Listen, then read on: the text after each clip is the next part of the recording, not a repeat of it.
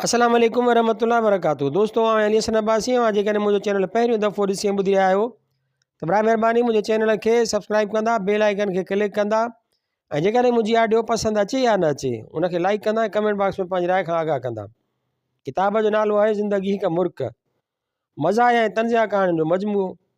कहाणीकार ग़ुलाम रसूल कलोड़ो, छपाईंदड़ इदारा आवाज़ अदब हैदराबाद सिंध, छापो 1 नवंबर 1991 ईस्वी। कहाणी आहे साहब ऐं बेगम साहिबा। मुंहिंजो साहब मूं मां सदाईं राज़ी हूंदो आहे, हुजे बि छो न। मां खेसि हर तरह राज़ी रखण जी कोशिशि जो कंदो आहियां। साहब ऑफिस में हुजे या ऑफिस खां ॿाहिरि, मां सदाईं हिन जी ख़िदमत में हाज़िर। घोट में साहब बि मूंखे घणो भाईंदो आहे ऐं मां बि साणसि काफ़ी हुजाइतो आहियां। साहब जॾहिं ऑफिस पहुचंदो आहे त सभ खां पहिरियां ई मां हिन खे चांहि जो कोप पेश कंदो आहियां। हिकु दफ़ो चांहि पीअंदे साहब खे छिक अची वई। मूं हिकदमि पंहिंजो रुमाल कढी अदब सां साहब जे बूथ ऐं नक ते रखियो। कुझु घड़ियुनि खां पोइ जॾहिं मूं रुमाल हटायो त साहब मूं ॾांहुं कुझु कावड़ ऐं कुझु शुक्रादाईअ वारे नज़रुनि सां निहारणु लॻो ऐं चपनि ते हल्की मुर्क हणण जी कोशिशि पिए कयईं। चांहि पीअण खां पोइ साहब जो मूड ॾाढो सुठो थी वेंदो आहे ऐं हू मूंसां चर्चा करणु लॻंदो आहे। हिकु दफ़े चांहि पीअंदे चवणु लॻो, तुंहिंजे हथनि जी चांहि जी कहिड़ी ॻाल्हि कजे? मूंखे वराणियो, साईं ॻाल्हि सिर्फ़ु हथनि जी ई न आहे, पर छा ॿुधाए न? साहब पुछणु लॻो। छॾियो साईं, मूंखे तव्हांजी बेगम साहिबा खां ख़ौफ़ थो थिए। तोखे मुंहिंजी बेगम साहिबा खां ख़ौफ़ थो थिए? साहब हेॾे होॾे निहारींदे तकड़ में चयो ऐं पोइ जॾहिं खेसि पक थी त ऑफिस में असां ॿिन्हिनि खां सवाइ को टियों माण्हू मौजूदु कोन्हे त हिमत खां कमु वठंदे चयईं, कमाल आहे, उहा बेगम मुंहिंजी आहे ऐं ख़ौफ़ वरी तोखे थो थिए? हा साईं, ॻाल्हि मिड़ई साॻी आहे। मूं चयो, छा? साहब खां ज़रे घटि छिरिकु निकितो। उन ते मूं वराणियो, मूंखे बि पंहिंजी घरवारीअ खां ख़ौफ़ थींदो आहे, तंहिं करे ॿियनि जी घरवारियुनि खां बि ख़ौफ़ खाईंदो आहियां।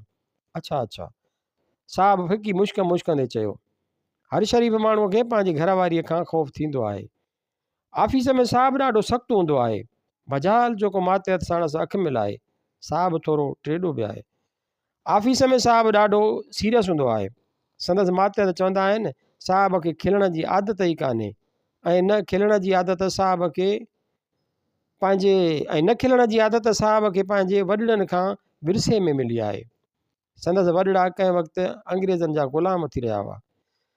साहब रिश्वत जे सख़्तु ख़िलाफ़ु आहे, याने ठुप ऑनेस्ट आहे, तंहिं करे कंहिंजो कमु करे ई कोन। संदसि चवणु आहे त जंहिंजो तो कमु कजे उहो रिश्वत ॾियण ते संदरो ॿधो बीठो आहे। सो अहिड़ो कमु करणु ई अजायो आहे जंहिंसां क़ौम जो ॿेड़ो ॿुॾे। हा, साहब जिन माण्हुनि खां डिॼंदो आहे उन्हनि जो कमु जल्दी कयो छॾे। आख़िर हयाती कंहिंखे प्यारी न आहे। साहब रिश्वत असुलु कान वठे, सूखड़ी पाखड़ी ज़रूरु क़बूल करे। हिन जो चवणु आहे त जेकॾहिं को ख़ुशीअ सां का शइ कंहिंखे ॾिए त उन जी दिलि रंजाइणु न घुरिजे। जीअं साहब ऑफिस में ॾाढो सख़्तु हूंदो आहे, तंहिं करे ज़ाहिर थियो त हू घर में बिल्कुलु नरम हूंदो आहे।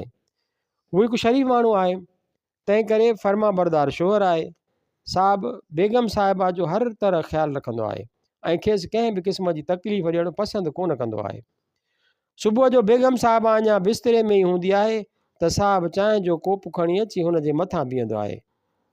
जो प्यार जी शादीअ में ईअं ई थींदो आहे। उथो जनाब, चांहि पियो। साहब हिकु आशिकाणे अंदाज़ में बेगम साहिबा खे चवंदो आहे। छॾियो, मूंखे अञा निंड करणी आहे। बेगम साहिबा नीम नखरे विचां चवंदी आहे। कॾहिं कॾहिं इहो बि थींदो आहे त जो बेगम साहिबा बेड टी पीअण ते राज़ी कान थींदी आहे, उन मौक़े ते साहब ॿिए कमरे में वञी माइकल जैक्सन जो रिकॉर्ड वॼाईंदो आहे। उहो रिकॉर्ड ॿुधंदे ई बेगम साहिबा हाय माइकल जैक्सन जो नारो लॻाईंदे ई आहे ऐं बिस्तरे तां उथी साहब खां चांहि जो कोप वठंदी आहे। बेगम साहिबा खे चांहि पीआरण खां पोइ साहब बोरची खाने में हलियो वेंदो आहे ऐं पंहिंजी नज़रदारीअ में नाश्तो तयारु कराईंदो आहे।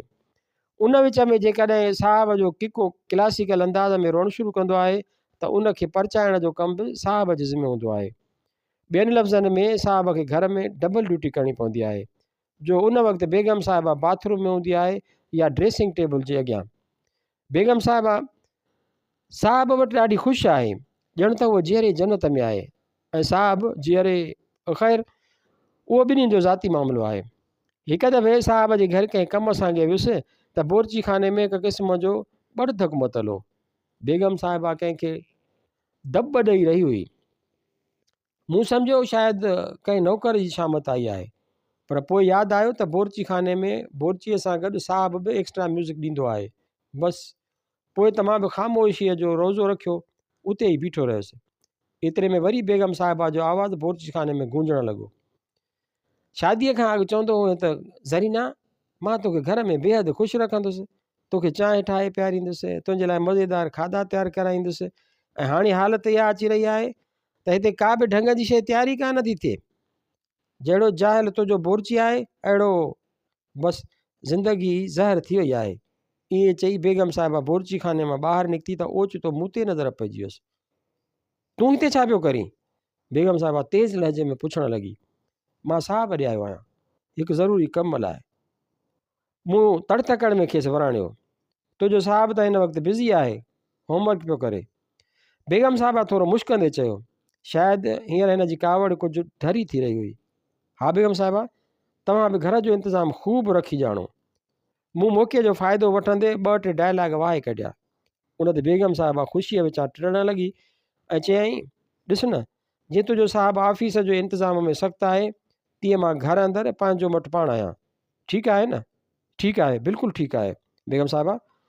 ऐं उन खां अॻु जो बेगम साहिबा मूं ते बि को इंतज़ामी क़दम खणे, मां साहब सां मिलण खां सवाइ तकिड़ो घर खां ॿाहिरि निकिरी आयुसि।